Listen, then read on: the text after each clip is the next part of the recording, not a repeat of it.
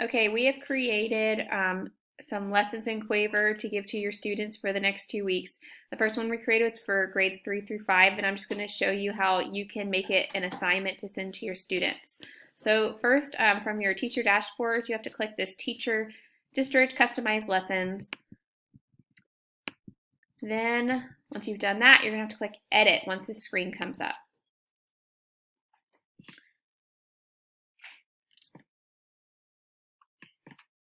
So now that it's up, you can see the lesson 3 through 5, distance learning.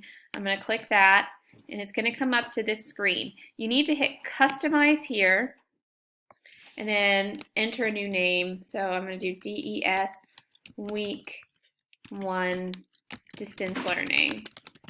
Click OK. That's going to bring the lesson up into my resource manager. Now that it's here, I'm going to click back, and then I'm going to right click and click create assignment from. I'm going to save it.